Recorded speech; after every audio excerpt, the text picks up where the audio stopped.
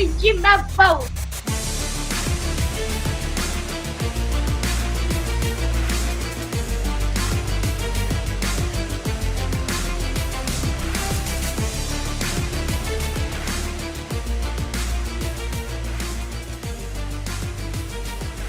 Court is in session with Ryan in Sacktown on If You Don't Like That. Now, Ryan in Sacktown. Oh, must be Rhino.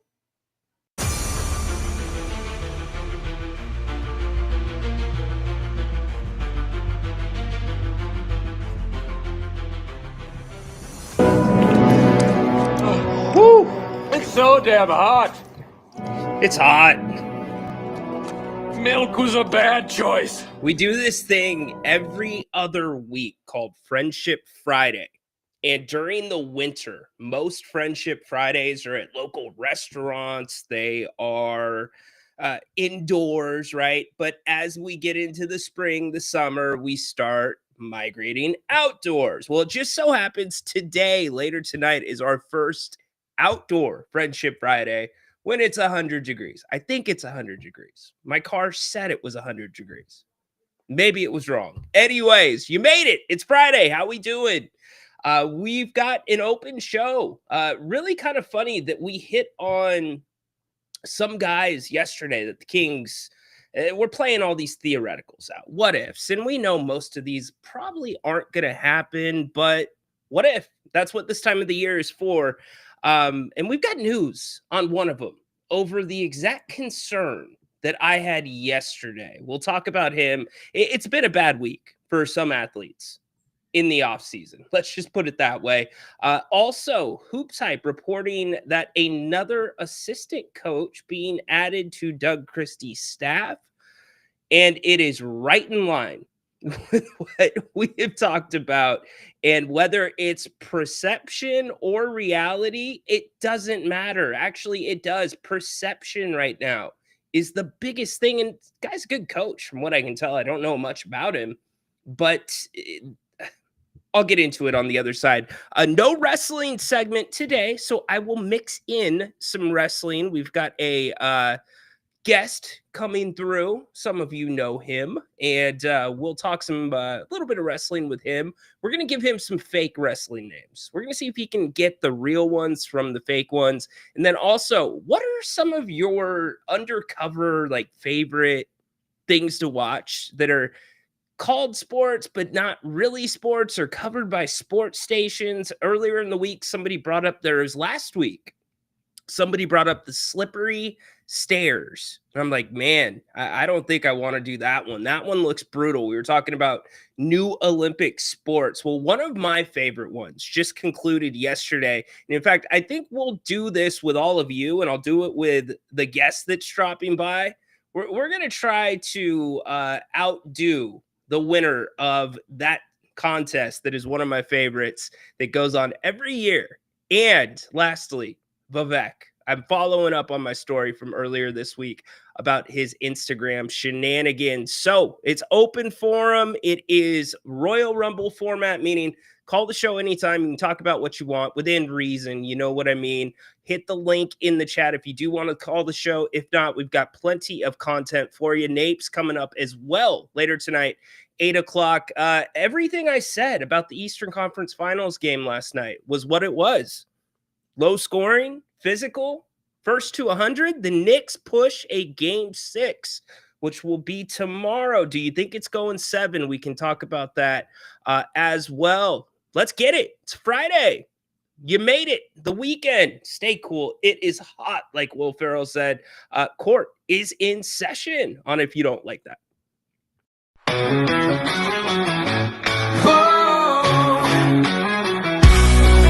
Late nights on the screen, hey, it's Grant and Ryan. We bleed purple, talking hoops, never lying. Sacramento Kings, we rise and we fall. If you don't like that, then you don't know ball.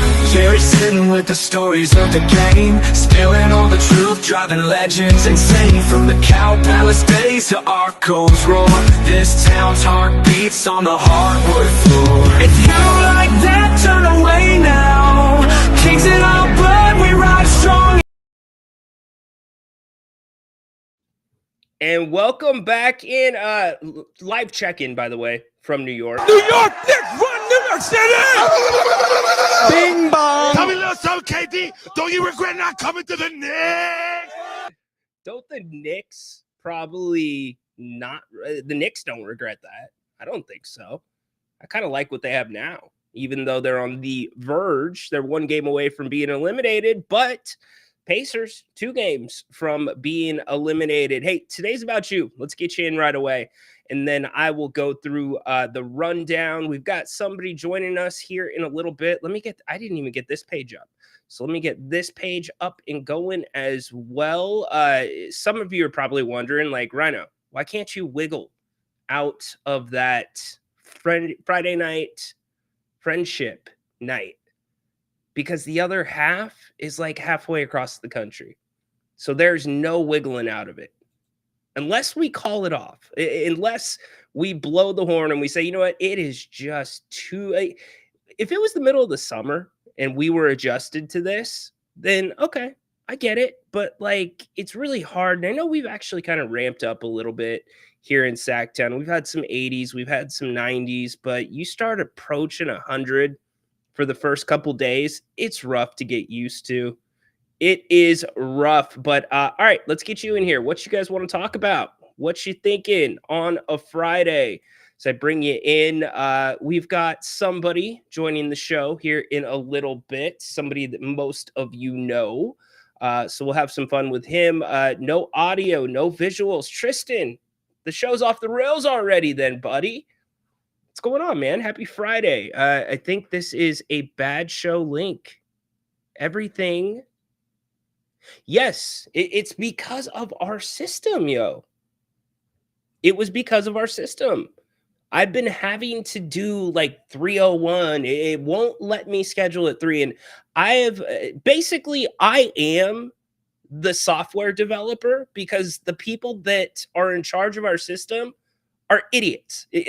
I'm sorry. I get we're paying our money to them, but their tech team is not very good. And I'm not talking about like you got to go through 4 or 5 different layers to get to a real life person. They're just not good.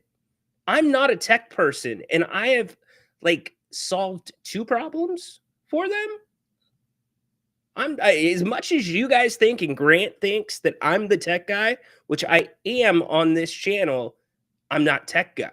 I've just kind of had to learn it, but I've been trying to schedule shows differently, trying to get around it. So you may see 301. It just depends on what the system's doing for that day. And again, that's one of those things, the upgrades that are going to keep coming on the channel. Whenever we do or get super chats, they go right back into the channel, and we will continue improving the product as we roll into and roll up to another King season. We're gonna be right there before you know it. As soon as the NBA Finals end, you're going to have you're going to have the draft, then you're going to have free agency, then you're going to have NFL training camps open up. You're going to have the dead month for the NBA, which is usually August, and then September. It's time to roll. It's training end of September. September's kind of the dead month, I should say.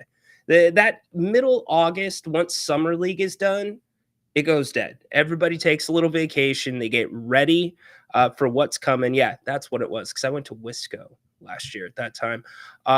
Peter picking me up there. What's up, Flores? You guys spoke too soon. All good. You guys got the link there. Gal's question. Rhino, you pointed out that OKC has Nikola Topic probably coming back in 2025. What do you think of targeting Kaysen Wallace? You know, I haven't thought about Kaysen that much. You're right, Peter. They're going to have to do something. And even if they win the championship, they're still going to have to upgrade. They're going to have to continue evolving. No, Tristan, we'll get some wrestling. Kaysen Wallace, I do kind of like him. I'll do a deeper dive. It's not a bad name. It's just the question is, what do the Kings have that they want? I don't know what that answer is outside of like one of your top tier guys. So we'll see. I'll look into him next week. Good job by you, Peter. Peter's brand on this show is slowly becoming pulling random guards that are like 11th, 12th, 13th on the bench. And Kayson's a little bit different. He is just buried by depth. But he's been pulling out some guard names that Jerry and I are both like, we got to think, do we know who that is off the top of our heads? So keep it up. That's how you learn about new guys. No wrestling. Is the guest Haunted Horse? Just was more of his thoughts on Ant. I think the guest is Haunted Horse. Yeah, he's going to be dropping by later in the show. PK is back. Yeah, I haven't seen him around here though. PK, you're too cool for us now. I've heard you on Grant's show. Where you been? What's up, Matthew? How's it going? How would you rate the playoffs this year? I would give them the Oklahoma City and the Timberwolves series was not very good. The only good game in that series, I think, was game 4. But outside of that, the playoffs have been spectacular. I don't remember off the top of my head a better all-around postseason for the NBA as of late. What do you all think about the playoffs? Let me know. I think the NBA is better when New York is better, but I've also kind of gotten a real kick out of watching all of the national personalities try to talk down the finals if you get 2 smaller market teams in there, considering where everything is headed with the CBA, that being the goal of it. That's what you want. You want smaller markets to be competitive. So I've gotten a kick out of that. So either way, I think you're going to see, well, I'm going to hold out on that. I don't, what do you all think? You think the Pacers slam the door tomorrow night? I would be interested to see what you guys think about that, because I see it both ways. I talked to somebody that's on the East Coast, and they said there's a ton of Knicks fans, and it wasn't Patrick, but I did check in with somebody on the East Coast that's plugged in out there in basketball, and they said Knicks fans were scrambling to get Spirit airline tickets to get to Indy for tomorrow. Have you looked at the ticket prices, by the way? This thing goes to 7. Insane. Feel like it so far. Yeah, for sure. Like it more. It's been good. Now, the one thing that Adam Silver, I will come away with this from this playoff season. We expect the playoffs to be reffed in a looser way. And we know that the physicality has been ramped up the last 2 years, even in the regular season. I thought more than a few times in very important games that the games got a little bit out of control, where guys were just getting hacked. And because you've already set that standard, you can't really, they've set a standard. Unless it hits that standard, you're not making the call. Unless it is like blatantly right in front of the official's face. And with that comes the players, because you can tell the difference with the players between the regular season and the postseason, and emotions are high. This is where guys make their money. This is where guys build their legacies. And just like that, it's like an ember that can go up in flames. You can have situations. And luckily, there hasn't been a really bad one this postseason. But if you continue on that track, I think you're going to have something happen that's going to tie the NBA's hands, where it's like, damn, that would have been 10 games in the regular season if those 2 players did that. But we can't suspend them for 10 games. It's the playoffs. You got to let the best players play. That kind of situation, I think, could definitely come up. Or you have a situation where a small market team gets dragged into that, right? With the Domantas Sabonis stomp, yes, I get that it was a stomp, but he didn't get hit that bad. Let's be real. We know that. He sold it. That got Draymond 1 game. That would have gotten him more than 1 game with his history in the regular season. And that was 3 years ago. Rhino, have you traded Sabonis for Zion? Yes, I know. It is on the rundown. That's what I said yesterday.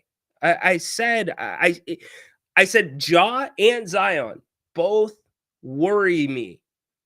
But believe it or not, I went jaw over Zion, and that drops. It was filed yesterday. We'll get to it. Like I said, it's been a bad offseason for guys that are not currently playing, i.e. Zion, Williamson, Stefon Diggs. We can go on and on with some of those. Let's get to this. We've already kind of talked about it. The Knicks dominated last night, 111-94. Tom Thibodeau, after the game, talking about a game 6 and what they got to do to get this one in Indiana. To the points. Yeah, sometimes, it's probably a combination of him, missing some shots he normally makes, but I thought our guys were tied together and trying to make him work for everything. And, that's what you have to do. We have to fight to win every possession. How much does working on the offensive end of the floor play into that, making him work? It seemed like you guys were more intentional about trying to get him into action tonight. No, it's basically the same, but sometimes you have opportunities to attack different ways, but there wasn't a big change offensively. Tom, how much did Cat set the tone in the first half? I thought he was very aggressive, and I think that's super important. I think Jalen as well. I thought the first quarter, that set the tone for the game. We got to make sure that we stay aggressive, and we have to stay disciplined. I think staying disciplined and playing with toughness is huge. It's the key. It's the Knicks brand. It's how they play basketball. They held Hallie to only 8 points last night. One of his worst games this playoff season. So you get, whoa, no way. This guy, C-Dog, one of the OGs, dropping in. What's up, C? He is the first dog in the King's Court. What's up, man? Hope you're having a good summer. Hope school's going well. Hope you're staying cool. It is hot. I know I mentioned that a few times. Patrick off the clock, still playing. Love it. What's up, Richard? Checking in from Tornado Alley in Dallas. Well, I guess Dallas isn't Tornado Alley, but there has been some wild weather your way. I checked where my wife was traveling. That state's already had 27 tornadoes this spring. They don't usually get that many.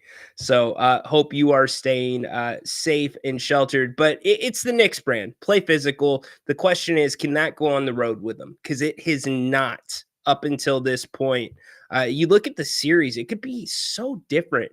And you can say that about a lot of series, but it could be so different if just a couple of things went a different way. I think about game 1. I don't know about you, Patrick. Hockey has been great. It's an awesome point, Matthew.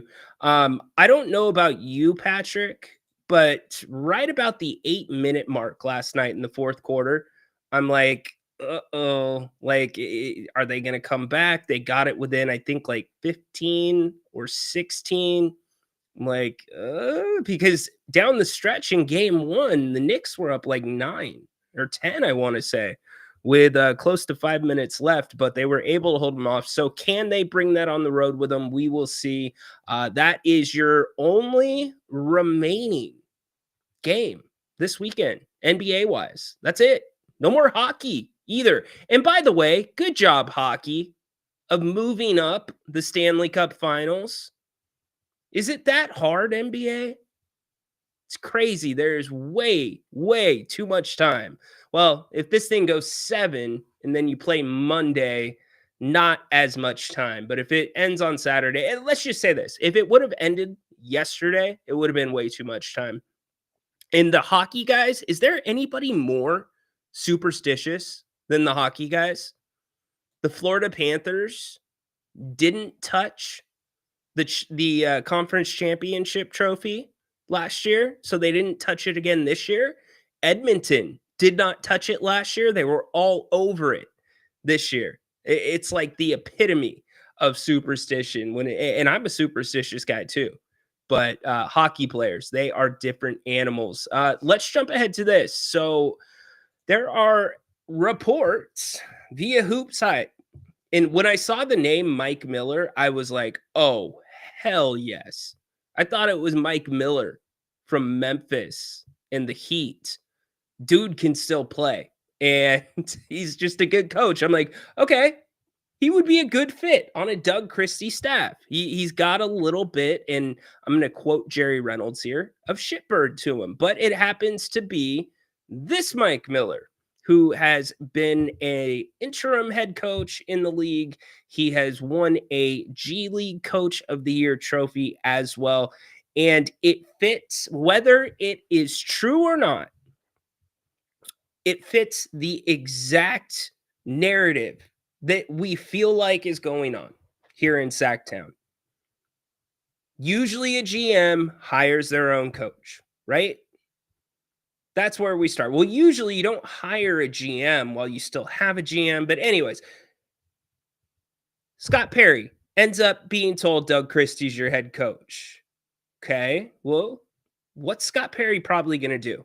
He's probably going to want to have a say on the interim head coach, and that's Mike Woodson, who has ties to Detroit, ties to New York. Then Doug gets to hire his guys, Bobby Jackson, so on and so forth. And now another New York guy, Mike Miller. Like, it feels like a fantasy draft. I said that like 3 weeks ago. All right, Scott, it's your turn to pick somebody. Doug, your turn to pick somebody. I could be completely off base, but that's what it feels like. Because everything has been backwards. This might be Doug's pick. If it is, great. And I know it's not going to have a massive impact. It's an assistant coach, but at the end of the day, perception is reality. And the perception right now, with the way things are functioning in that building, listen to how DeMar DeRozan yesterday reacted to the past season on that podcast. We listened to it. You can go check it out on the channel if you want. But Mike Miller, per Hoops Hype, going to be on, how do I feel on Jackson? I like it. I like it a lot. I think, yeah, quite frankly, I was surprised. I know you're asking C-Dog. I was surprised that Bobby Jackson took the job. So, but yeah, Mike Miller looking to be on Doug Christie's staff, according to Hoops Hype. Let's talk. Oh, you know what? Before we talk that, let's go back to this. So I told you about how tone deaf Vivek Ranadive is right now. He hasn't addressed you for how long?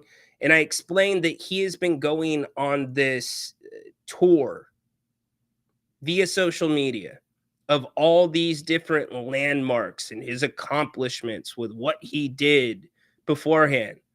I'm going to be frank. Vivek Ranadive is going straight up Uncle Rico right now.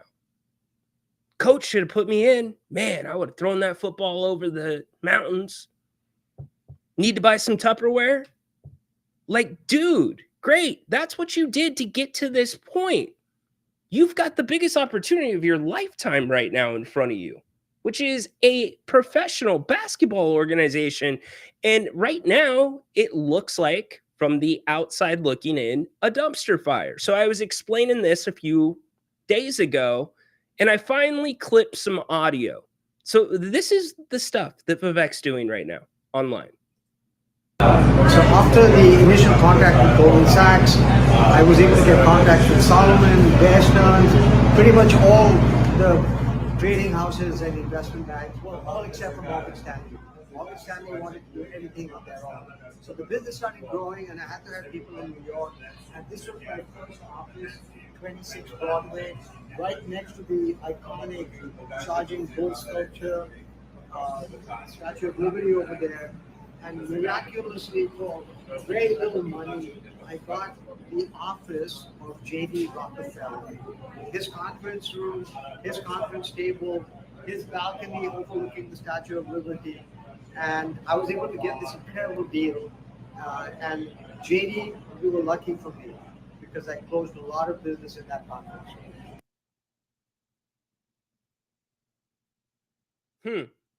Cool. It's your social media. Do what you want with it.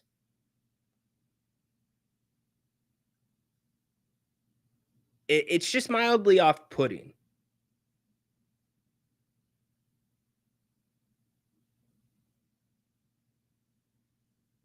Do y'all want to be hearing about that right now? Or do you want answers on the direction of this team?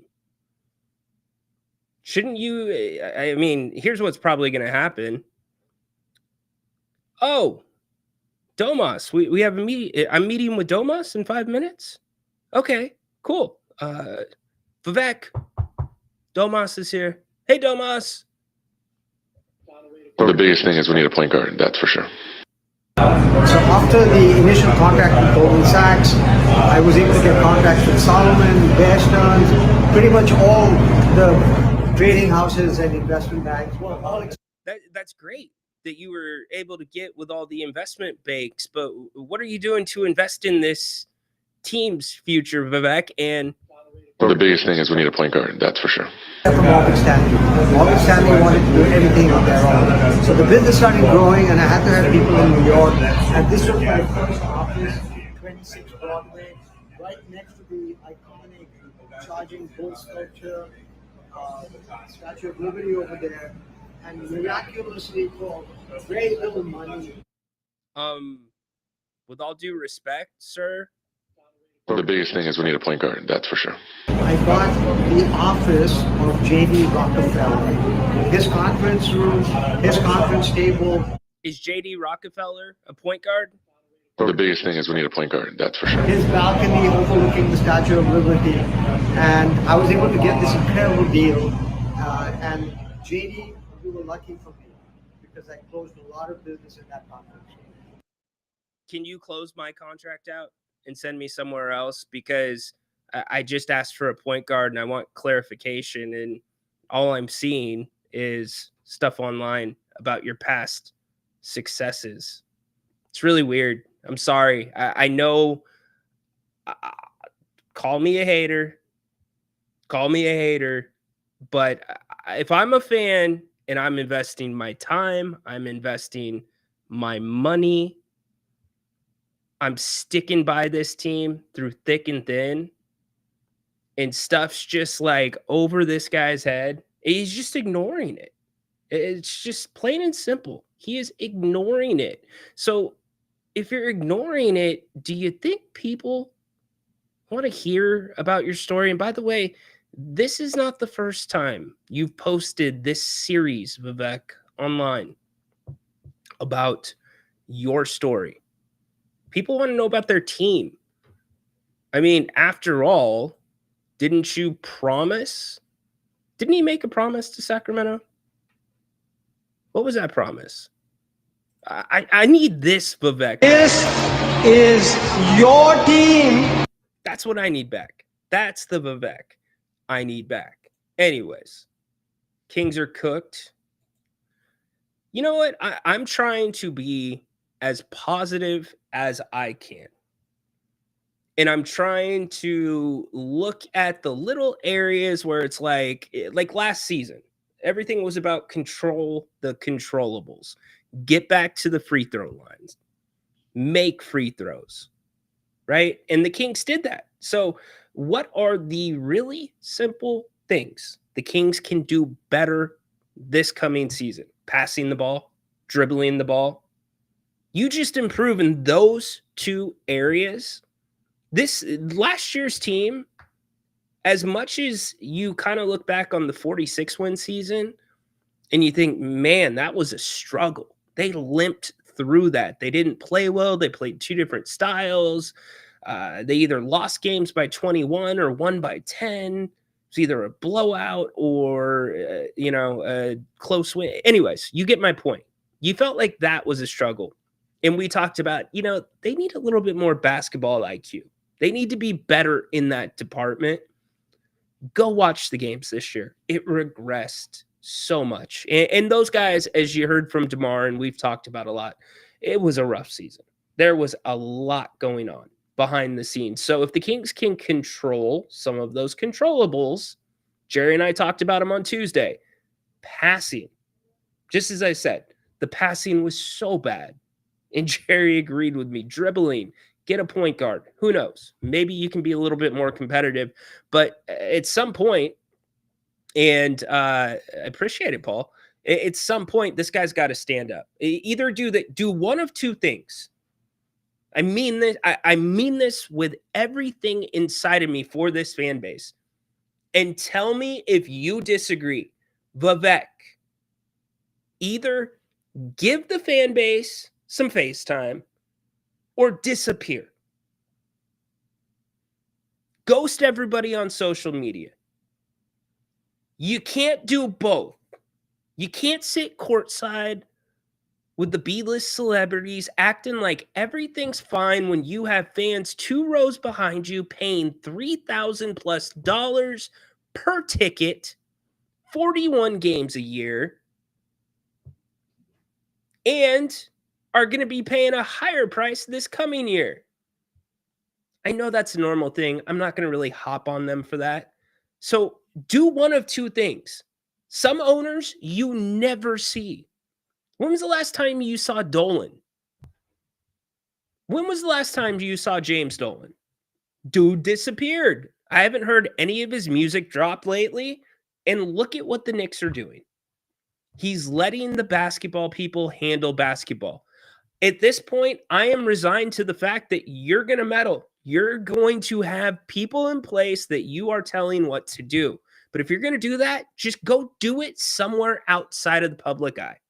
You don't need to be throwing out the first pitch at an A's game, who have lost 14 of 15, by the way. You don't need to be sitting courtside. Go away. Go away. I think it makes it worse for this fan base when you see him out doing that, when you see online talking about how successful he's been. Great. That was then. Awesome. Congratulations. We're happy you saved the team, my man. But don't sit there and embellish about your accomplishments when you have a 5-alarm fire going at the Sawyer. It's crazy.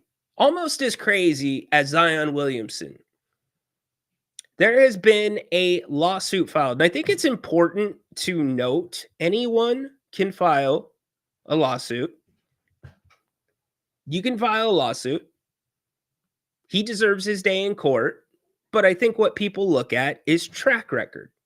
Does that sound like something that might go with Zion Williamson? So from Grok 3, we're using AI here on the King's Court. New Orleans Pelicans star Zion Williamson faces allegations of rape and abuse in a civil lawsuit filed yesterday in Los Angeles Superior Court.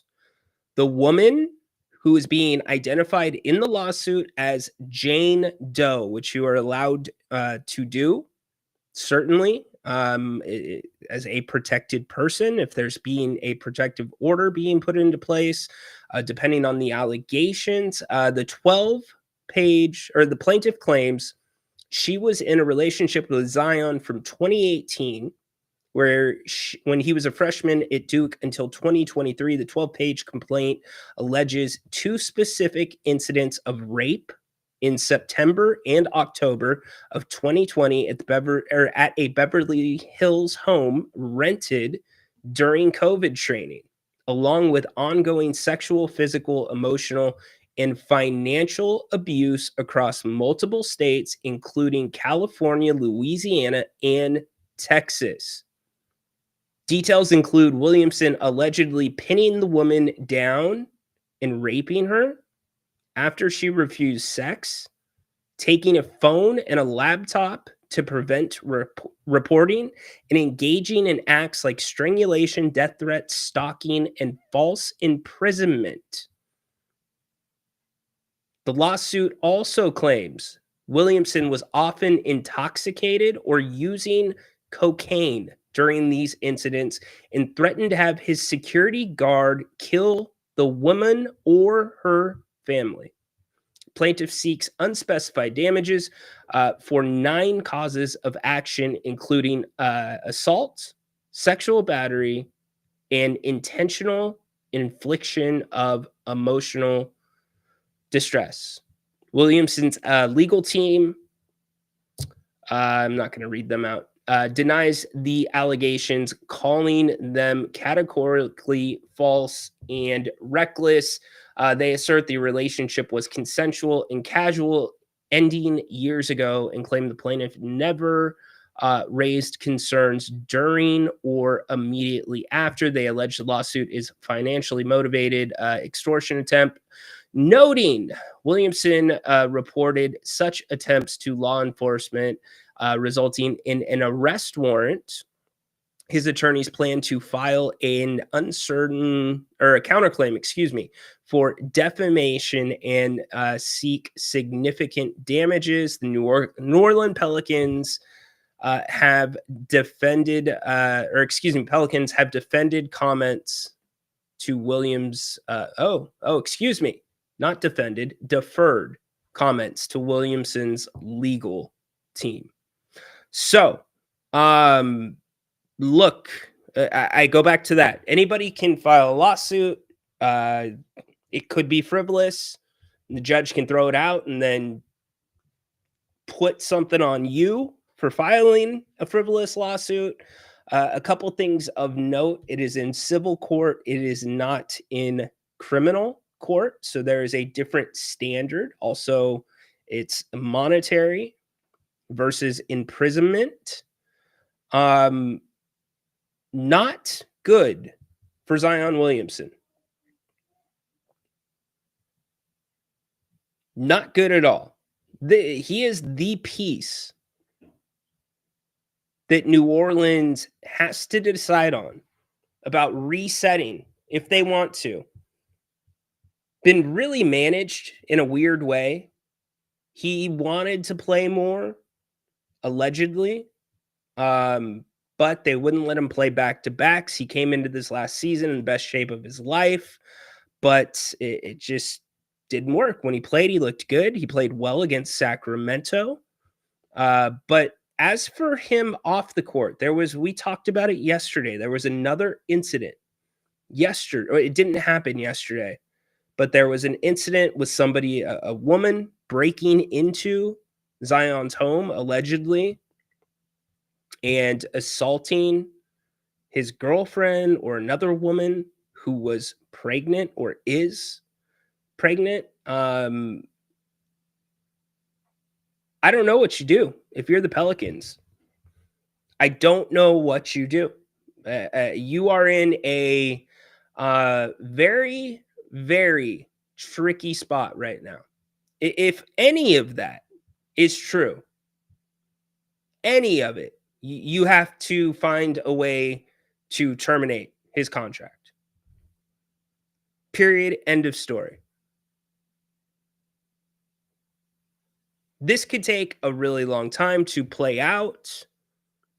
I think it's a little surprising. I will give you some insight on the other side of things.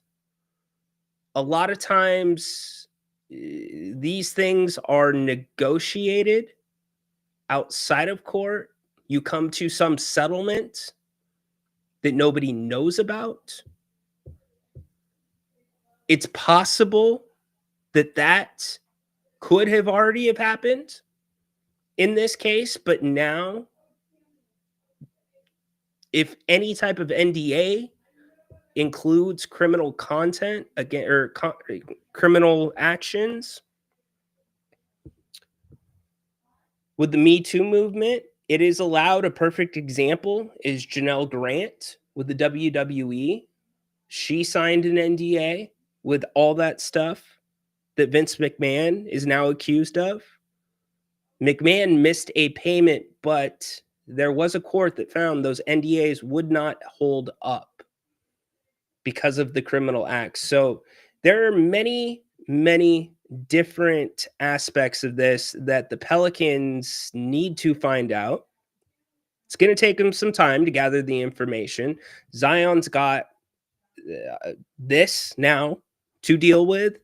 And in the immediate, I don't know what the Pelicans do. In today's day and world, in no day and world is any of that okay. But in today's climate, there is no tolerance for those accusations. Think about Deshaun Watson. Think about Justin Tucker, the most recent one. The Pelicans are in a corner, so they need to gather as much information as they can and try to make an educated decision. Here's what I know. I think Zion's stock had already dropped a little bit. If we look at strictly on the court, because of the inability to stay healthy. Dude, I wish. Thanks, Rock. No, I have not, man. Been running all over the place. Even though it's not basketball season, it is busy season. In today's world, you're guilty until proven innocent. Yeah. And I'm not trying to dive into that world right now. I guess what I'm trying to dive into is Zion Williamson's value is now on hold. Wouldn't you assume? What team, and forgive me, I do not remember the player. I believe he is in Charlotte. He's been talked about a couple times coming to Sacramento. He was the one from Houston who had some really bad incidents happen with women, and there's still a path behind him about bringing him into different cities. Would the city accept him? Now, his case was proven. He did his time, but it still follows you. So if you're the Pels, your summer is now completely on hold. And if you look at some of the different reports out there, nobody is untouchable in New Orleans. And with New Orleans, it's such an interesting team to look at. Bridges, thank you. That's right, Miles Bridges. Thank you. Thanks, Tristan. It's a really interesting team to evaluate because on paper, at the start of last year, we expected the Pelicans to be a top 6 team in the NBA. And they just had injury after injury after injury after injury. And so rarely do you call a season an outlier, but I would call what they went through last year an outlier. So you're already, as a front office, you've got to make this decision with Zion, but you're also trying to weigh, can we run this back? Can we stay healthy, or do we need to make changes? Because at the root of it, you don't know what that team could have done. You don't, because they never really played together. So if I'm in that front office, man, you were already under difficult circumstances, and now you are really, really under the gun. And what's the NBA going to do with all this as well? Is the NBA going to investigate? Are they going to divert to the courts? Who knows? I guess at the end of the day, this is not a De'Aaron Fox. This is not a Harrison Barnes. This is not just one of an Eric Armstead, who just won Walter Payton Man of the Year in the NFL. Zion is none of those guys, meaning this allegation is not far-fetched with some of the other stories we have heard with womanizing, with issues off the court. Remember, right before the season last year, there was a stripper that began posting things online about Zion. And it really kind of mucked up the PR in the start of the season for them.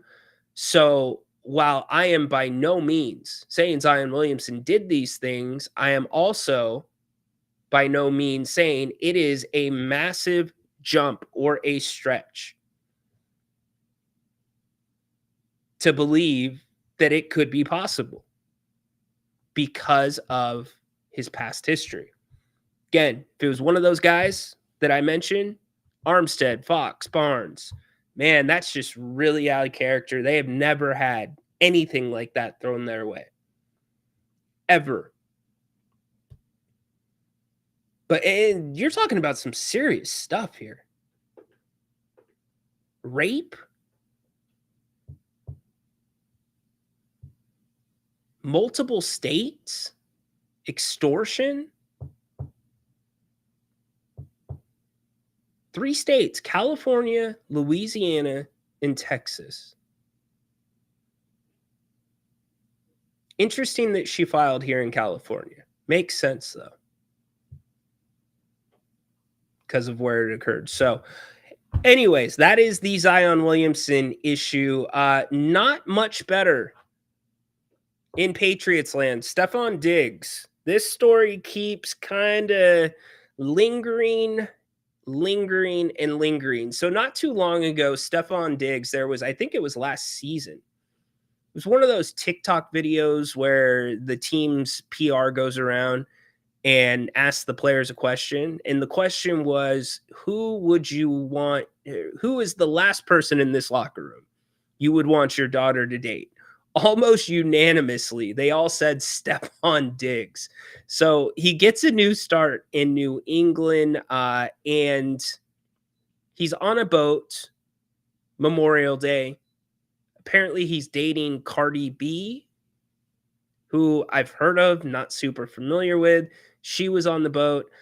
He had a pink substance that showed up on a video that he was posted partying, and it is being kicked around that pink substance is called pink cocaine or 2C, a recreational drug mix often containing ketamine, MDMA, and other substances. So, Mike Vrabel, who is doing team activities, team stuff, had to address it a couple days ago. Seriously. Stefon Diggs has gotten a lot of traction in the last 24 hours or so. He's on a boat. They have a good time. The question comes in to some of the substance that people are guessing what is or isn't.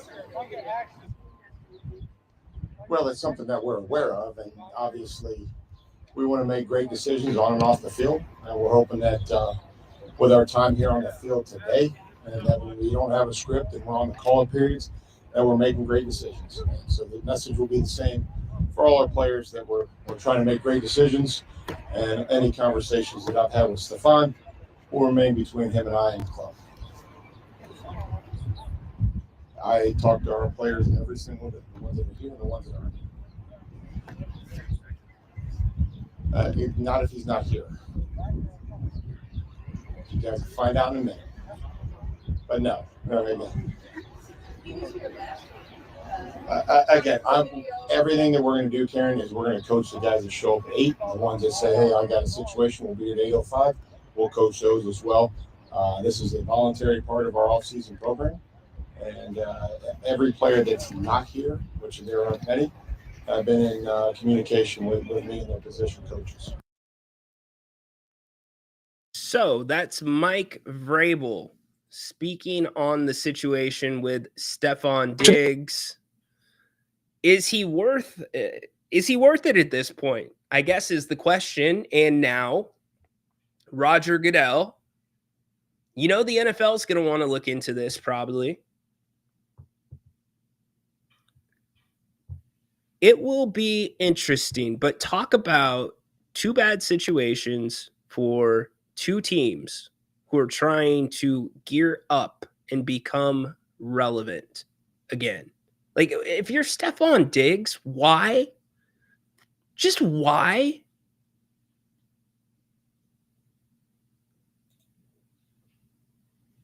Rarely do I just ask one-word questions, but that's all I need to ask. Why?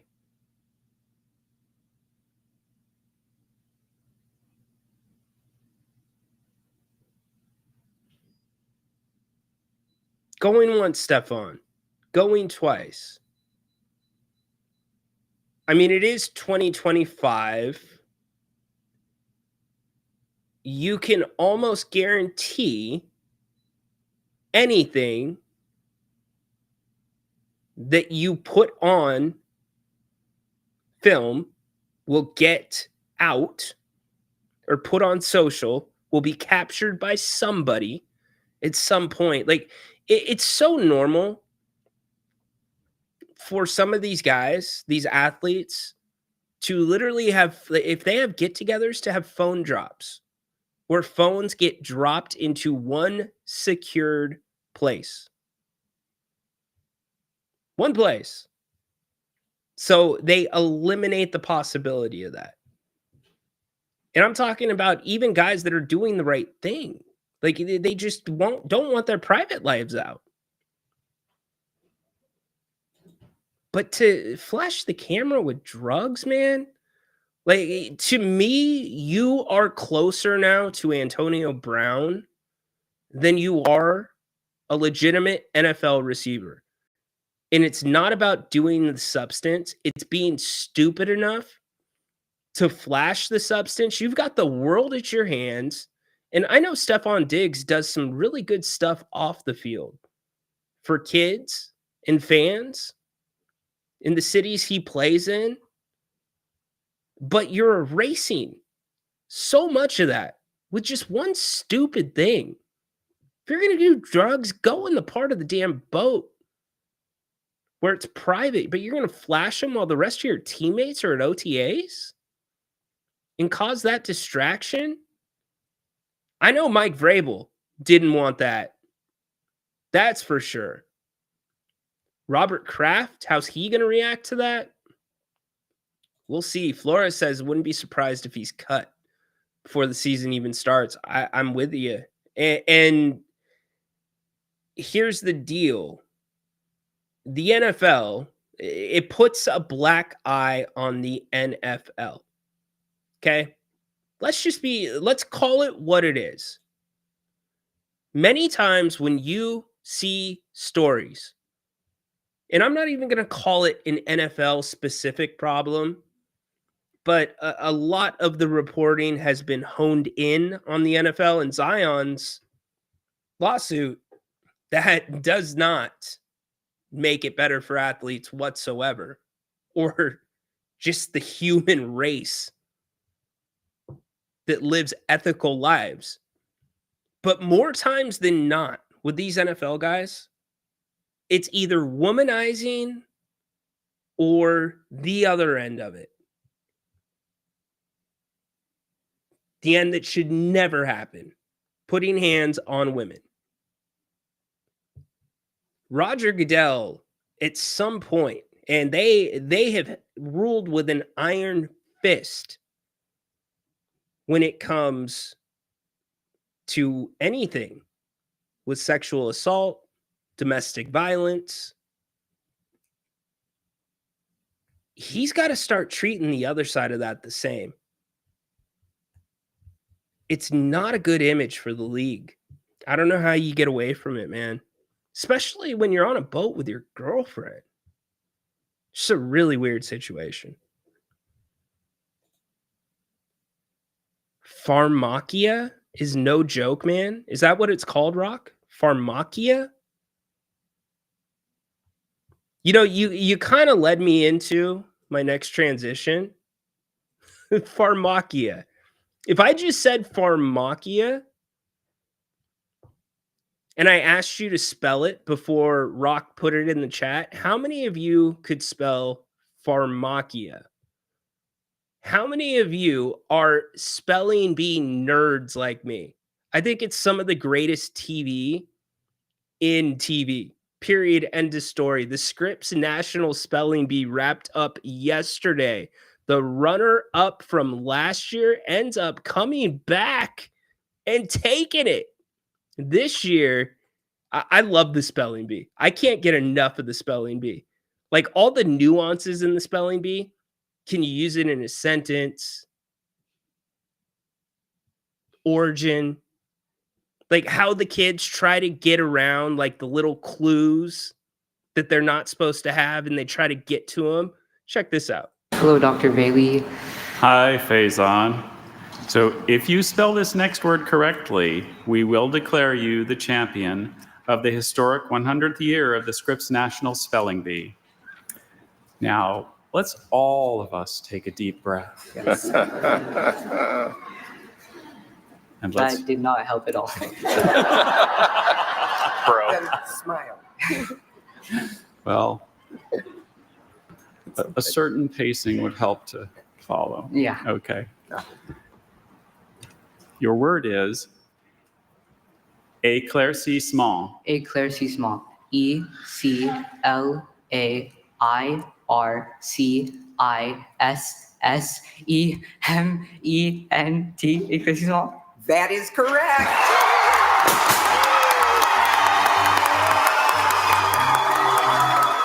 Congratulations, Faison Zaki. You are the 2025 Scripps National. Okay, because I know that you didn't just jot that down, can any of you spell that word? Éclaircissement?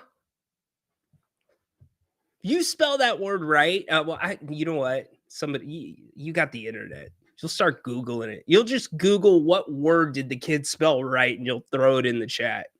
It's gonna say. I'm just gonna open it up to all of you. But we have some audio from the 2019 spelling bee. So when Haunted Horse joins the show, we'll be mixing in some of those words, and we're gonna see if any of us can spell them, including you in the chat. So we'll have some fun with that. Let's get to the chat. Speaking of which, where the word pharmacy comes from. Oh, okay. You guys are talking about it's a Greek-based word. Couldn't even get the last letter. Did they? No, that was the thing. Like, okay, dude just stepped up to the podium. He didn't do any of the runabout. Like, this is usually what happens at the spelling bee. Auslaut. Auslaut. Can I have all the information? Sure. Auslaut is a noun that consists of two German elements. It means the final sound in a word or syllable. The speller deftly ignored my hilarious sentence and focused with razor precision on the Auslaut of her word. Auslaut. And they got their hands like this. They're like, Auslaut. Can you? It's the best thing ever. The kid yesterday won $52,000. $52,000. Good for him. You know, he ain't playing video games. Parents have him studying. I heard a statistic that 20 of the last, I want to say it was either 24 or 25 champions of the spelling bee have been of Indian descent. Very interesting. All right, as we roll through the chat, Haunted Horse going to join us here in a little bit. Rhino, Juwan Howard was accused of sexual assault by a woman in 1988. No charges were brought, but Howard was countersued for defamation to clear his name for $1 and he won. I love that. I think that's great. I do. And that's the thing. Look at what happened with, not Juwan Howard, but Deshaun Watson. The only more disappointing to me than Deshaun Watson being able to play in the NFL was what the Browns did to help him. Not talking about giving him guaranteed money. That was just stupid move. Period. End of story. And they're still trying to find a way to get out of that. But I'm literally talking about sheltering his money that suspension year. Go look at how much he made that suspension year. Insane. Embarrassing. Terrible. But that's what happens, Al. He settled with how many of them? And he still was suspended for a year.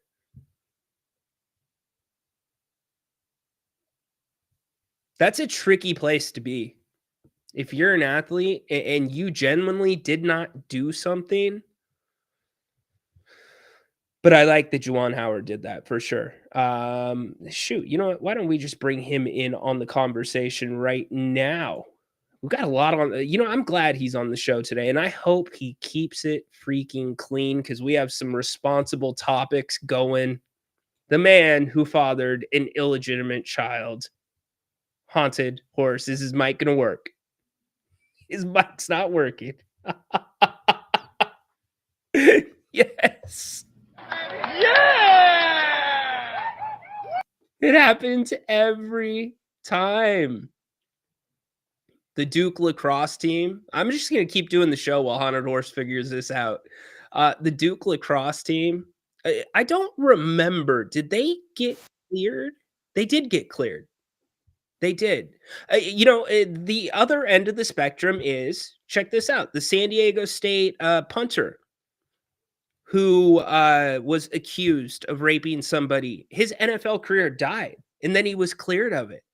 And now he has no career. Yeah, keep it responsible. Oh, see, Al, you're not helping it there. And I'm trusting you by keeping the chat on the screen. So let's keep it responsible. It was just some pink slime he was playing with. Yeah. Right. Just like Jaw had a fake weapon. Yeah. But what those guys don't get is it could have been bath salts. Wait, you know what? That's not even a good example because people do bad stuff with bath salts. I don't know. It could have been like, you remember those rock candies? I think you got to go to Old Sack to still get them. It could have been rock candy, but what's everybody going to presume? If you're on a boat partying with barely dressed women, can you hear me? We got him. There we go. I left you up the entire time. You know what it is? I use this microphone for one show, yours. This is the show. This is my show mic, and I always have to. Yeah. Anyway, I need to set up my show to do your show. What's up? What's up, dude? Happy Friday. Thanks for joining us. Friday. I had to work today, man. You usually get Fridays off. I do, but there was a holiday this week, so we have to work on our day off to make up for the holiday on Monday. So I had to work. Sucks. So wait, you have to. That makes no sense. The point of a holiday is it's a holiday. You have to make up your work on a holiday. This is why. And someone at work made the perfect analogy. It's like the garbage man. The garbage needs to get picked up. I'm in the service industry. I'm not a garbage man, but I'm in the service industry, a laundry company. So if you have a day off, you still got 4 days of work to do. You can't have a day off, or that means a whole batch of your customers don't get serviced. So there it is. I had to work today. Anyway, I get paid for 50 hours this week. So there's that. Oh, okay. I get paid 40 hours of work and then a 10-hour holiday. So, but it was brutal. Okay, here's what I would have proposed then. Work the holiday and get double pay. Or I guess it kind of works out if you work today. No, but here's the problem. We can't work the holiday because our customers, a majority of our customers are closed. So really? On Memorial Day? Yeah, a lot. We have office buildings. We have like steel mills and stuff where we put mats down for like industrial and everything. They're all closed. All right. Restaurants would be open, but I mean, that's like a third of our clients. So it'd be a mess. Anyway, no one gives a flipping bleep. I almost said the S word on your show. You can say poopy on here, can't you? Yeah, sure. Of course. You can't say the SH word. No one gives a poopy diaper what my job is. Crab nugget. Dang nuggets. Anyway. Yeah. Any thoughts on the Diggs and or Zion situation? So I don't know what's going on with Zion. The Diggs thing, we're talking about the girlfriend, right? Yes. We're talking about the drugs. Oh, the red stuff or whatever. Yeah. I don't know much about what these topics are. And what's going on with Zion? So there was a lawsuit filed against him yesterday accusing him of a multitude of really bad things, rape. Yeah, I'm not going to recap it, but rape, He said assault. I do know that he's claiming it not true. Yes. So that will come out in the court case. Yeah. And what I was saying is, like if somebody accused me of that, like everybody would be like, dude, that's not Rhino's style, right? Like he's never been in trouble for things like that. But if somebody accused you of that, they'd be like, well, let me think of. No, I'm just kidding. You're a good dude. But Zion has a history, he's got this. Well, not like being directly in trouble with the law, but of womanizing. I didn't know this. Kind of in that same category as Anthony Edwards. And I brought that up yesterday when we were talking about who I didn't know that's what you were talking about. I didn't know that about his history. To me, Zion has a history of not conditioning himself and showing up lazy. I know he showed up in shape this year. You said that, but in past years, showing up overweight and playing video games and stuff like that, not focusing on his job. But I didn't know about the womanizing allegations. I didn't know about that. So yeah, Progressive chiming in. Yeah, it was his longtime girlfriend. It dates back to Duke days, is what it said. And but this is a recent allegation, or is she claiming this? No, well, in what I was, the legal half of my brain that I was trying to process was, well, are we past the statute of limitations criminally? Why now? And then you go back to a multitude of things where it's possible there could have been an NDA in place, but because of the Me Too movement, it opened up a ruling that said you can't have NDAs for things that violate criminal, which opened up the Vince McMahon thing and so on and so forth. So it'll be really interesting to see what rolls out of it. I hope it's wrong. Yeah, Progressive says girlfriends. Yeah, it's multiple. Well, no, it's one. It's a Jane Doe. Actually, now that Progressive said that, I felt like I heard something about a Jane Doe too. I will check, but I'm pretty sure it's Jane Doe 1. Well, look, there's always two sides to every time this comes up. There's always two sides to the story. There's a guy with a lot of money, and that makes them a target for possible blackmail or false allegations, and we've had that in the past. For example, the Duke lacrosse players, that never happened. She lied, said that they raped her, and that never happened, and she came out later. The other one that comes out, I want to see this movie. Brian Banks, the guy that was accused of raping a classmate in high school, and then she recanted after he spent 10 years in prison. She filed a report that it never happened, and she made it all up. And then she had sued the school and got millions of dollars or whatever. There's a movie about him with Morgan Freeman in the movie, but he is now a public speaker. He goes and does speaking and everything. And what's interesting about him is he's not bitter, but I'm going off on a tangent. But so there's the false allegations, and then there are the creeps like Deshaun Watson. I caught that as I was entering the show, that, are guilty. They settled out of court, multiple women. So we just got to let it play out. And the Duke lacrosse player one, really, because I just assumed they were guilty with all that. It just seemed the news really did. And race was an issue on this. White lacrosse players, a black female accusation. So race really got involved in this. And, they really did go after those kids. And then it came out that they did not do it. Yeah. Horrible. So. Yeah, for sure. And that came out a long time after the fact. Same thing happened with Matt Araiza down at San Diego State. He was a really good punter, and he had just signed with an NFL team. He got charged criminally, and then the DA dropped the charges, and then there was a civil lawsuit. And basically with the civil lawsuit, they agreed to drop their cases because he countersued her for defamation, and his NFL career was done. He was with the Bills, and then he got signed by the Chiefs, and then he's done. So Right. it's a And really Brian crappy thing. Banks was gonna go into he was already signed with a college, already had a scholarship. His plan to go to the NFL. He was one of the top, I can't remember the position, maybe linebacker, one of the top 5 recruited linebackers or whatever, number 1 in the state of California. And he had hopes of going to the NFL. So he got out.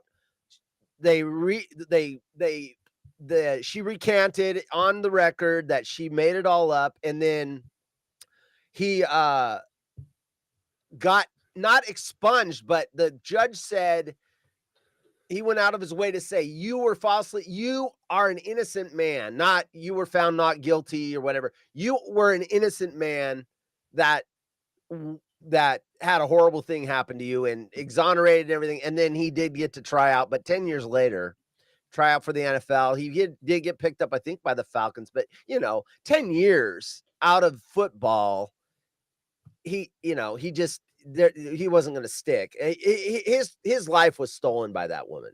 So yeah, Tristan, state to state, it can vary, but in civil cases, it's a much lower bar. It's without a shadow of, basically, it's more, we call it the preponderance of evidence. You have to show 51% that you did not do it civilly. And then the statute of limitations are longer on civil, isn't it? So It you depends. can end up with, because I think Cosby, a lot of his victims couldn't do the criminal, but they could still go after him civilly because it was longer or something. Yeah. So, but here's the thing though, like, and I go back to this, Zion has, and I'm not saying Zion's guilty by any stretch of an imagination, but it is also, he has a history of womanizing. How else do I put it? Just at the start of last season, the stripper that came out and started posting stuff online. I mean, their private lives are their private lives, right? But when it starts to bleed into the public, you can only imagine what many times is probably being pushed down. And that's like the last resort. When So you use the word womanizing, though, what context? Because womanizing to me is just going out with lots of women and you're just different women every other day and you're with her or whatever. Not anything criminal about it. It may be morally correct. Are you saying that, or are you saying that he's being aggressive to where they're no. womanizing? You're just with lots of different women. Yes, there is a lot of women around. You're at strip clubs, you're doing those things, and this is interesting because the Athletic had reported just a couple days before that they did not expect him to be moved before the season started, and I think this probably cements that. My guess would be, and I guess the NFL, well, I don't recall. And if you do in the chat, put it in there. I do not recall. I know that Al talked about the Juwan Howard situation. I do not recall the last time an NBA player was hit with a civil suit this serious while they were still playing. And the reason I ask that is, it's a great point, Kobe. So, and that was under a different commissioner. That was under David Stern. Yeah. So I wonder, because the NFL has dealt with this a ton. Deshaun Watson, now Justin Tucker. Yeah. I wonder how Adam Silver and the NBA are going to handle this publicly, because again, innocent until proven guilty, although Al said a lot of times you're guilty until proven innocent in the media. But because of the allegation, or because of the nature of the allegations, it's different. This isn't like, hey, you stole a car, bro. Like, these are zero tolerance things. And we had one, Ruben Patterson for the Trailblazers. I think his nanny accused him of raping her when he was still playing for the Trailblazers. Somebody said Trevor Bauer. That's right. Trevor Bauer. For the Dodgers. Yep.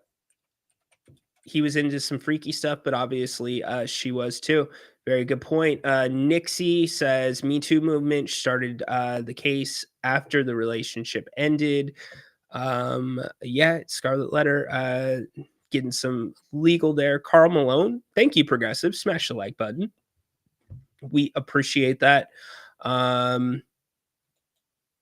Yeah, Patterson is accused of attempted rape the family's nanny. So, Dennis, the difference with Josh Giddey was it actually was, I believe, Dennis, and I will look right now, that was actually being looked into by the authorities. And in that case, it was unfounded, but I believe there was some reporting that the parents of the other party and the other party were not willing to engage in the investigation or participate.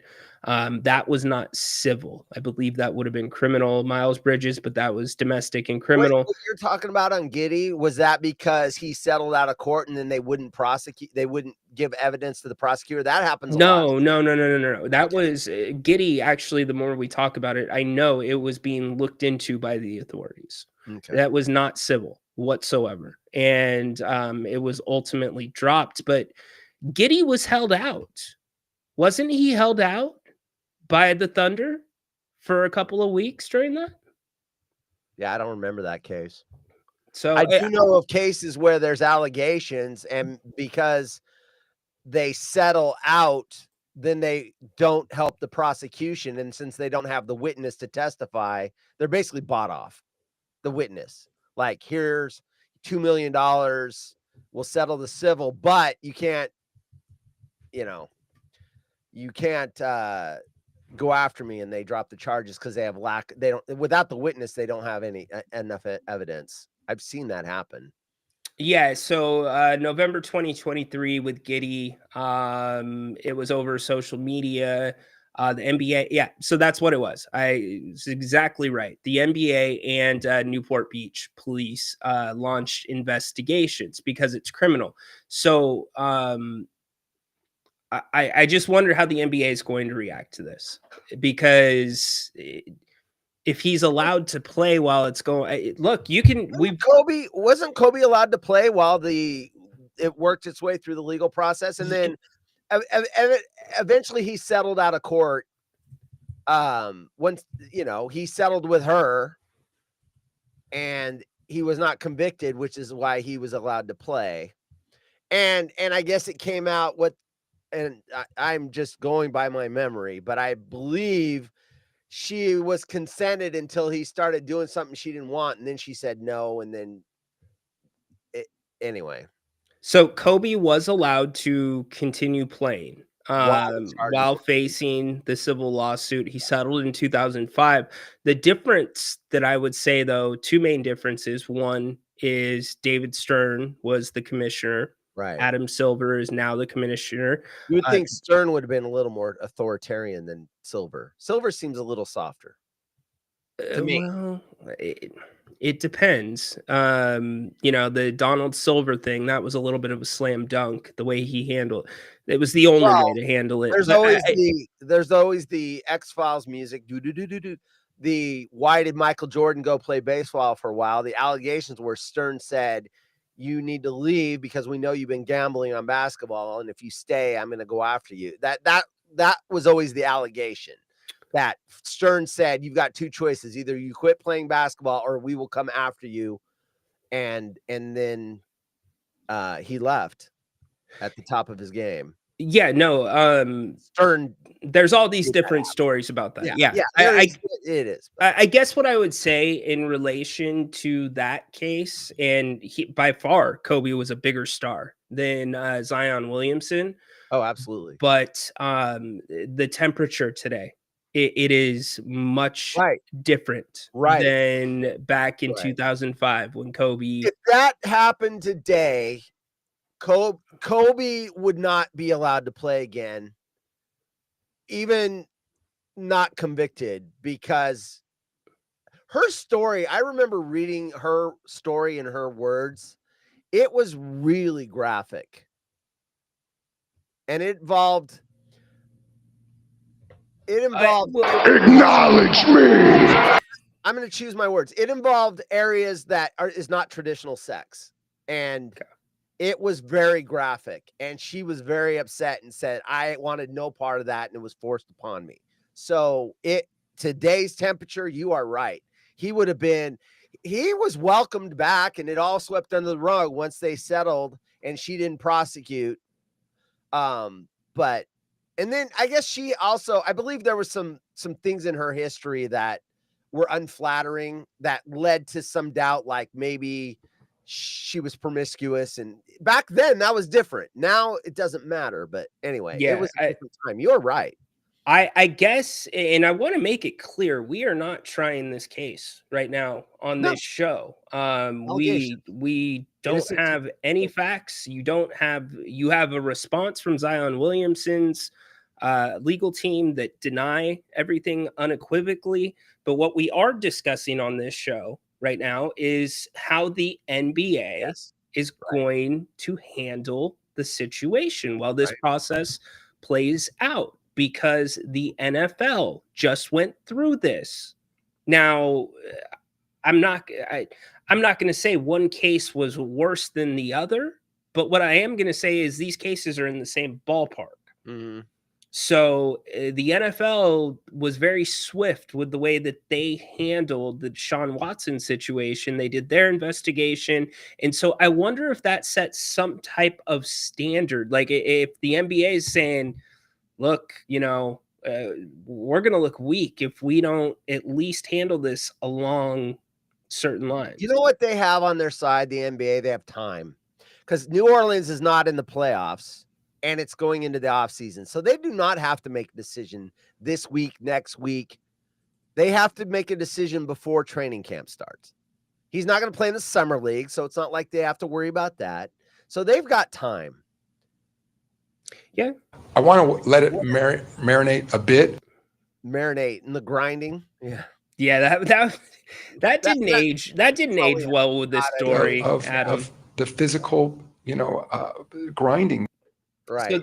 So again, and then if we just even look at the basketball aspect of this, the Athletic reported a couple days ago they didn't expect Zion to be moved, but New Orleans has the 7th pick in the draft. You're in a difficult position now. Well, if you're going to move him, his value, you just lost a lot of. You're not going to get a lot back in return, because just now, here's the thing: unless you have a stupid team in the NBA, as stupid as the Cleveland Browns, who took that guy before the charges were even settled, they wanted him so bad, and they were willing to put up with a 1-year suspension. If you can find some sucker like the Cleveland Browns to take Zion and give you a whole bunch of picks, and then them take him hoping that I don't think there is a Cleveland Browns in the NBA. Yeah, in respect to Peter with the work that he's doing, and that's kind of what I was explaining before. Some of these things would be covered.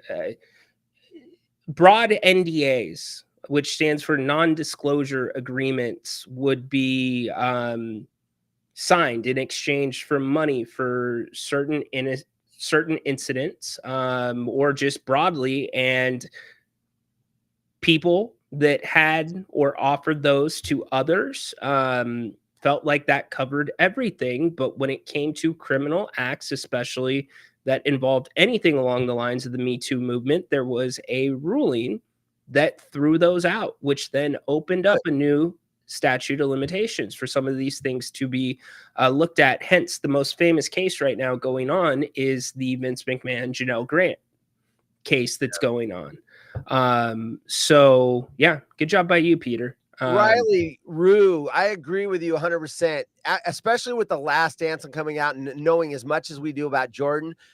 Riley says there is no way in hell Jordan would have decided to leave the NBA to ride hot, sweaty buses in AA baseball. It's freaking laughable. The league sold it like that. Come on. Right. And he was pushed out because of something. We don't know what. There's allegations it was a gambling problem. And David Stern gave him an exit strategy to go play AA baseball. Jordan being the killer he is, there's no way he leaves the NBA in his prime to go play AA baseball and lose a couple of years of winning more rings. That dude, all he thought about was basketball. All he thought about was winning. All he thought about was championships. So I agree. There's no way he leaves. Oh, I'm bored. I'm going to go play baseball. Yeah. I as a kid, I remember it just being so urgent and just like out of the blue. And I know his father was murdered, but it was just that like, was what? after, wasn't it? I thought After he it played was baseball? I'm pretty sure he came back to the NBA and that happened later. Check it out. I always thought one of the more interesting things, if you watch or you followed the Tim Donaghy situation. I know he recently, it was maybe 2 years ago, he did a show on Netflix. I think it's on Netflix, either Netflix or Amazon Prime, where they dive into these really deep sports stories, and he kind of told his stories. First time he really kind of emerged back in public. But what was most interesting to me was the feds. I forget exactly how it happened, so you need to go watch it yourself. But the feds thought that this could have gone, that whole situation with Donaghy and throwing games, they thought it was more entrenched into the league. They thought maybe that was just the tip, but then the NBA came out. He says there were others. Now, are you going to believe a cheating liar, or are you going to believe the guy that was caught and then he came out to the feds to try to give himself a better deal? Well, yeah, and here's the thing, that could have tanked the NBA. That could have really, really hurt the NBA. And had that happened, you're not going to watch. And had that happened, you're probably not having the legalized betting, or at least the sponsorship of the legalized betting by some of these sports leagues. And there's an article that came out today on ESPN.com. I've talked about it on this show a zillion times. Grant and I had a decent debate about it, that the NBA players are starting to push back now in this social media era about the threats that they're constantly getting, the hate that comes in their DMs about people that lost on bets. And yeah, they get a cut of the revenue, but I think you're starting to see a shift where the cut of the revenue that the NBA players are getting is not worth the trouble. And I'm strictly talking about the cut of the gambling. They don't get money based off of how much you and I bet. They get a set amount. DraftKings promotions and correct. The FanDuel promotions, the amount of money they pay to promote the product. Correct. Exactly right. I don't think the player's cut is anywhere near enough with to cover what they're dealing with. And I think it's going to be one of the more interesting conversations, because I think the leagues have a responsibility to do a little bit more, because they're exposing their players into more volatile situations. And a report broke today that a couple of baseball players, Lance McCullers from the Houston, why can't I think of their name? Astros. He had to put his family in hiding and worked with MLB and worked with a couple of agencies, and then Liam Hendricks, the Boston Red Sox. And so you guys can go read this ESPN article, but now it's moving into baseball, where the baseball players are starting to say, yo, our families are starting to, get affected. I got the deets for you. You're right. I did not know the correlation was as close to what you said. So here are the championship years for Michael Jordan: 1991, 92, 93. Last one, he leaves basketball. His dad was murdered in July 23rd, 1993. That would have been several months after the championship they hoisted the Larry O'Brien up. So within months of his third championship, his father was murdered. I did not know it was that close to him retiring and playing baseball. You're right. And then he comes back in 96, or he comes back and wins another trophy in 96, 97, and 98. And then he retires again. And then even then he comes back for the Wizards. But I did not know that his dad was murdered that close to his last championship win. That is crazy. Yep. I did not know it was that. That's wild. That changes that narrative. It does. Who do you got? OKC or the winner of the Eastern Conference Finals to win the finals? I think OKC is going to have, I think there's a few things. First of all, the Pacers need to close out the Knicks. They don't want to go 6 or 7 games. They need that is going to be a rested OKC team, and they're young, and I think OKC's in the driver's seat. I would take them if I had to bet money. And not knowing much about these teams, I would pick OKC just because the complete team, and the Pacers are kind of complete, but they're going to be a little more gassed. I'm going to wait on saying what I think. Here's what I will say. If it's an OKC Knicks finals, OKC will crush the Knicks. They'll crush them. If it's OKC and the Pacers, I think you have a much more balanced series. Who would have home court advantage in that? OKC. Match? OKC has home court no matter who wins. Yep. Okay. So yeah, I'll take OKC. And their home court advantage is overwhelming. It is pretty strong.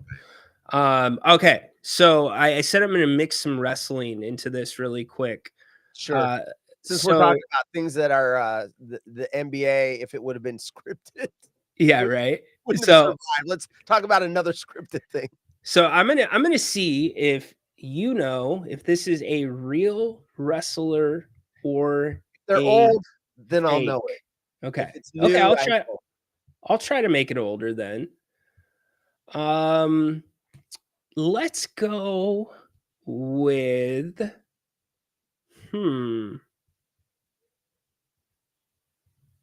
Viscera. Shit, that sounds like something of that. You said go older and then you threw that name out? Viscera. I've never heard of that. Real wrestler or fake wrestler? Fake. It is a real wrestler. It's new then. It's new. No, it's like That's 90s. Hybrid. That is not something from the 80s or 90s. That is like okay. All right, Kamala. I don't remember a Kamala. You don't remember Kamala? That's real. From real. when? From the 80s, 90s. Really? Okay. Papa Shango. Yeah, I know. Yeah, real. Okay. Good Papa job. Shango, yeah. Good job. Yeah, I mean, back in the old days, I mean, Bam Bam Bigelow, all that good stuff, Hulk Hogan, and then my favorite was Roddy Piper. I watched it back then. I like George the Animal Steel and Lou Albano, but then, okay, you've got some names. Yeah, I mean, I watched it back then when I was in high school and junior high. I watched that stuff.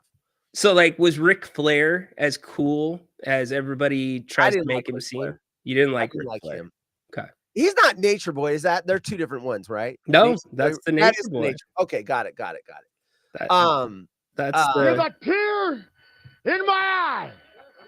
And then Macho Man. I never liked Macho Man, but my guy Gary V, that was his favorite, was Macho Man. I underappreciated Macho Man back in the day. Yeah. Like I like Miss Elizabeth, but not him.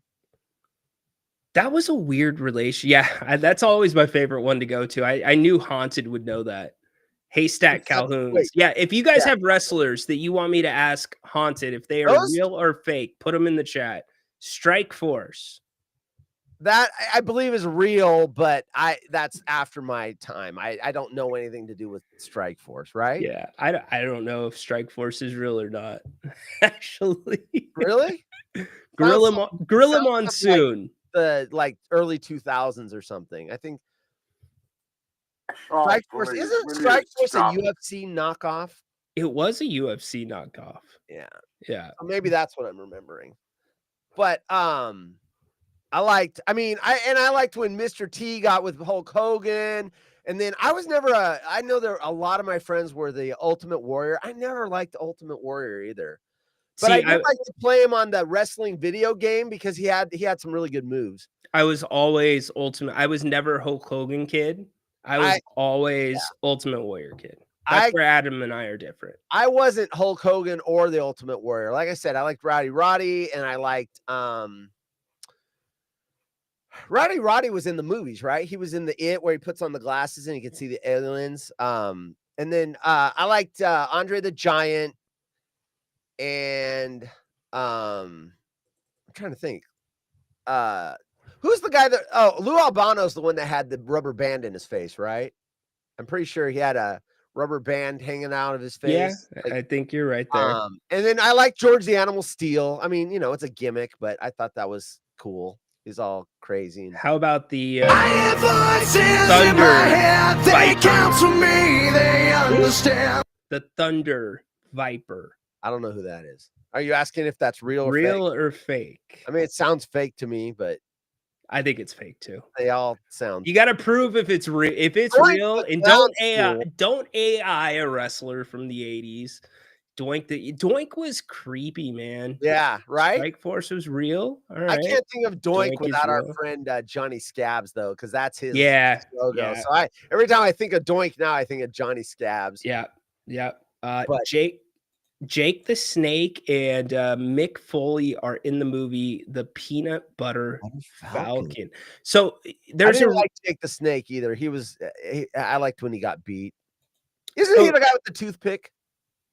Wasn't that Jake the Snake? No, that's Razor Ramon. Well, maybe Razor Ramon. No, you're right. Razor Ramon. Yeah, you're right. You're right. I will say though, the Cobra, the real Cobra that bit the Macho Man, that Jake the Snake had in the ring, that terrified me as a kid. It was king. It was a Devane, or what did they call it? Venomoid. King Cobra. Yeah. So that no poison. But here's the problem. I think that one had its fangs removed too, because sometimes you get infection. Well, those venomoid snakes, the surgeries aren't always 100%. So you go online and you look at people that have them. There's some that still produce venom. So but the fangs, even those, if you create a puncture wound, you do have a risk of infection. So I would imagine they had no fangs and no poison sacs. if you're gonna bite somebody, one of your star players. What are we looking at? No, I was just laughing. Yeah, I'm here to kick ass and chew bubble gum. I'm all out of bubble gum. Yeah, and I'm all out of bubble gum. Right. The only thing he had Portland roots. That's why I liked him too. He had Portland roots. Yeah, he used to come up through here. Yeah, and wrestle up here. Okay. Really big. The only notable thing that happened this week, really, like on Monday Night Raw that I took, is Penta and Dragon Lee and Chad Gable defanged. Thank you, Paul. They had a 3-way match for qualification in Money in the Bank, and they tried this really, really stupid move. And Chad Gable got dropped on his head, not only by his body weight, but Penta's and Dragon Lee's. And somehow he was able to finish the match. He's got this huge. Was it in the ring? Yes, it was in the ring. He got dropped on his head. He had a hematoma. Yeah, he had a hematoma from where he hit, but then he got cut open later in the match too. Basically, what I'm saying, if anybody goes to look up that video, any of us would have broken freaking necks if that happened. Right. Like we would be dead. We would have a C1 complete sever. Yeah. And somehow this guy walks away from it. Incredible. Every time I think of that hematoma, I think of Rockmond. Remember when he had the second head coming out of his head? That was from a fight. Rockmond, it was a UFC fight. Hematoma. Oh, yeah. I know what you're talking about. I can't remember his name. Something rock. Yeah. Anyway, there's a legendary picture where it looked like a freaking baseball growing out of his head. It was no good. Gross. We all over the internet. We had I'll post it on my social a quick like GIF of what happened with Chad Gable, so you guys can see it. We was junior midgets. We were playing in the junior midgets playoffs for football, and we were playing our arch rival Folsom. Was it Folsom? I think Folsom was really good back then, and one of my teammates, Justin Ford, shout out Justin if somehow this gets back to you, he got blown up. Like I was on the field right next to it, and I'm like, whoa, I had never heard two helmets crack like that, and it was my third year at tackle football. And so he comes off to the sidelines and he takes off his helmet, and he had exactly what you're talking about. He had a second head. Yes, he had a hornswoggle growing out of his forehead. And as junior hires, we're like, oh my God, is he gonna die? Like, what's going on? Right. They literally flew in the helicopter ambulance, and it landed in the middle of the field to take him to the hospital. Wow. It was terrifying. And then we had to keep playing football. Yeah, I mean, it's terrifying, yes, but it's just a blood bubble. I don't know that. But, no, I know. It's not like your brains are oozing out or anything. But, Yeah. I mean, but yeah, at the time, yes, and considering the age, if that happens on an NFL field, though, they just kind of, take him to the hospital, ambulance, whatever, and you drain it, whatever. Well, hell, it happened on the UFC fight I'm talking about, and they let the guys kept fighting, and I'm like, please don't punch him in the head because I don't want that to go. Do you remember? So there was and I know I got to get you out. What do you got going tonight, by the way? I got my usual show at 5, and then the marble races where I give away prizes. Dude, I get so many people. Peter's in here. Some of you guys watch. I get so many people that show up just at 6 because they want the marble races. And they don't want to watch my stupid show, but they want to show up from the marble races. You get a freaking AI marble just by showing up, and we race them, and it's crazy. It's pretty fun. I did it last week. I remember it was probably 2 or 3 years ago, UFC fight, probably longer actually, now that I think about it, where the guy clearly had a broken nose. And all the commentators are saying the only thing this guy cannot do is blow his nose. They go, if he blows his nose, his face is going to puff up and his eyes are going to swell shut. Gross. And I'm thinking, no way, right? And what's this guy do? He blows his nose. Oh! They had to stop the fight. His eyes looked like it was crazy. So if you break your nose, don't blow your nose. Gross. Don't do it. Oh, that's just, I can just imagine just, gross. Yes. So, dude, this has been fun. Yeah. Appreciate it. Yeah, I'll show up more, especially since I'm usually off Friday. It's not a problem. I don't want to take any of Adam's wrestling thunders, and there's no NFL, so I never know what to talk about on here. So. It's a Friday, and although I already have a grievance lined up, I do need to play a grievance. The airing of grievances. I got a lot of problems with you people. Now you're going to hear about it. So Adam is currently at Disneyland, right? And that's all good. That's awesome. Yeah, that's right. not what my grievance is about. My grievance is this guy does not appreciate the Dole Whips at Disneyland. Yeah, I don't think I've ever had one. You gotta have it. It's the best thing at Disneyland. So besides Napa Rose. Let me tell you, youngin, what the thing used to be before Dole Whips when I was a kid. And we went down there, and my mom would always get one. And I'm like, oh, I want to get I want to get one too. And I'm like 5, 6. She's like, well, you can't eat one. You're too little or whatever. You can share mommies. And what's the worst thing you want to do as a kid, right? Share something. So chocolate covered bananas, dude. Frozen chocolate covered bananas. Every time we'd go down there, I'd go, I want one, and we'd have to find the stand, and they weren't easy to find. You had to find the little guy pushing the little cart or whatever. And I always wanted my own, and I always ended up with half of it on the ground because it starts to melt and it gets soft, and then bloop, and then I'd cry. But those are like that would, anyways. Yeah. I think I'm gonna leave it. But I haven't had a Dole Whip. You gotta have a Dole Whip. Well, where am I going to get one if I don't go to Disneyland? It's worth the price. Well, you can get no, they actually started selling them in the stores. Okay, I'll find. But it's not the same. It's not the same. So all right, I gotta get you out. Have a great show. show. Started selling in the store at Thanksgiving. Thanksgiving pizza. You still have that, dude? Why do you still have that? Because it's a prop. Look, I'm using it right now. It's a prop. Thanksgiving pizza. That was a You're thing. You're getting one next year, dude. No, I don't think I am. Dude, it was good. All right, well, good to you. Go. So, all right, go join him later tonight, 5 o'clock. Marble Races, 6 o'clock on YouTube, HollywoodRejects.com. If you want some more haunted horse. If you don't know what a Dole Whip is, this is a Dole Whip. I mean, it's kind of, it's an okay depiction. But that's kind of, there's two ways you can get a Dole Whip at Disneyland. First is just the pineapple ice cream. It's like a vanilla pineapple. The second is you have it float in the fresh pineapple and pineapple juice. On a hot day, oh, so good. We've had a pretty damn heavy show today. Ha ha ha. The box is, the pizza is gone, but the box remains. Get it? Remains.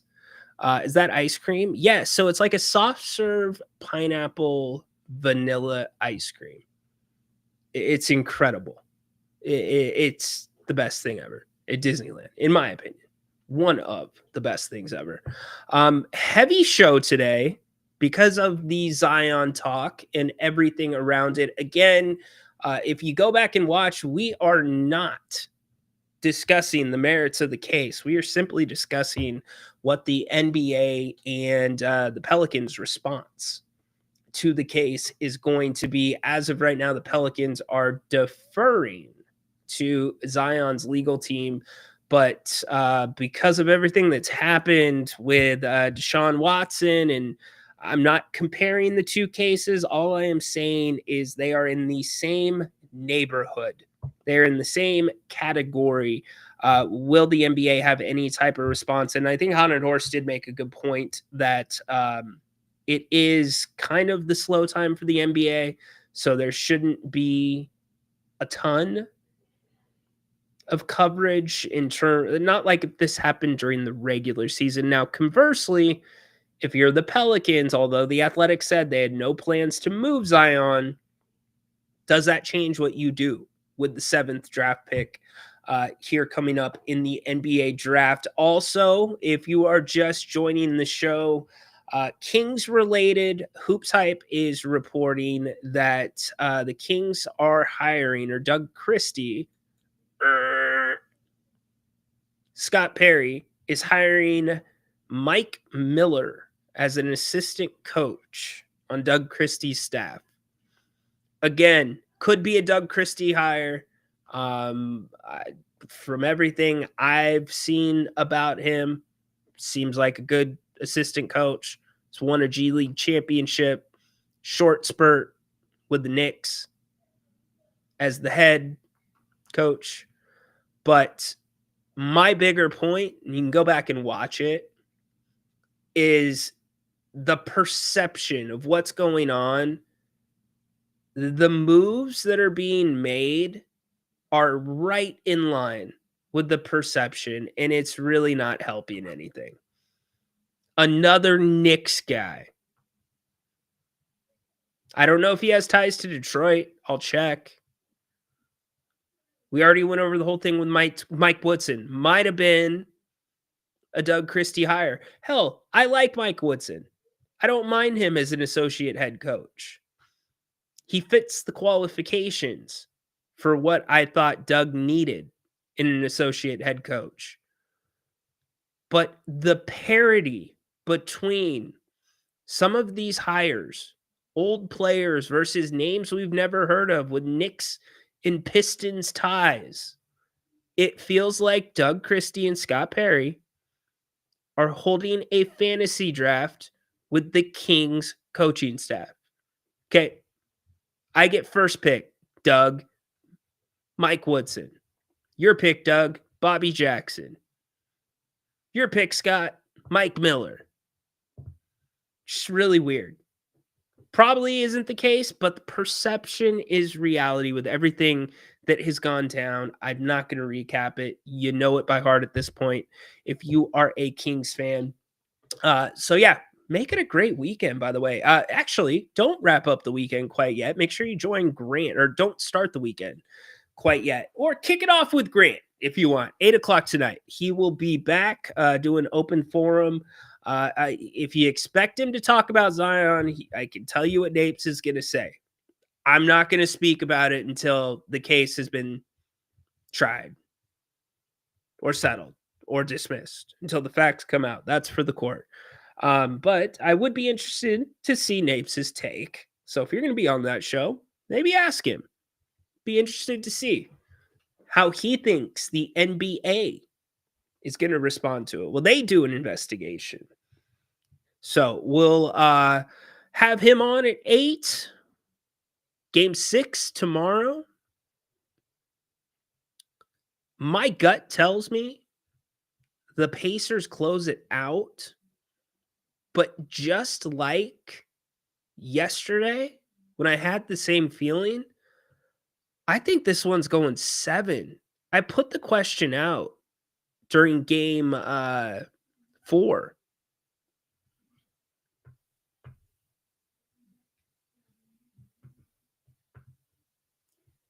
Most of you did not think it would go 7. I just, and you get to game 7 in New York. Holy crap. It's the biggest game in New York basketball in the last 30 years. Hands down. So see if that happens. And other than that, pretty quiet weekend. You got Champions League final tomorrow as well. I was going to give you an update, but we don't have time for it. I've waited to give you an update on the new rig because I wanted to really get like a month into that rig and tell you what I think, because it is a drastic change. And many of you have been asking me, what's the rig? What's the rig? So we'll pull that over to next week. There you go. According to James Ham, the Kings are also hiring Paul Jesperson as their head of player development. Good job by you. Another stellar name. All right. So again, like the names, I'm okay with a lot of these results. The process of how we're getting there is just, I think that's where everybody's a little bit thrown off. And Vivek doing his inspirational tour that all of like 9 people, I think, are paying attention to. Talk about the Kings, face your fans, or don't talk at all. Just don't. I don't think fans want to keep hearing about your story, Vivek, until you talk about the Kings and until you answer this man's question. Well, the biggest thing is we need a point guard. That's for sure. Answer his demand. Do that. All right, Grant, 8:00. Appreciate you. Flores, Paul, Peter, Tristan, Sea-Dog was here. Al, Progressive, John Finch, Haunted Horse, Cristobal. Appreciate y'all. Hate leaving people out. I know what I am. That's why I never do the shout outs. Dennis. Look, I'm just scrolling through the chat now. Make sure I hit all of you. Oh, by the way, you can catch the audio. The audio is back onto the podcast platform. If you miss shows, same thing goes with Grant's shows as well. Make it a great weekend. Go Kings. We'll be back Monday. Light the damn beam. Court's dismissed.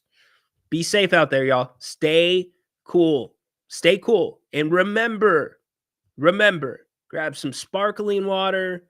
Like if you really need to get hydrated, hit the Pedialyte or the Liquid IV. And remember this. It's so damn hot. Milk was a bad choice.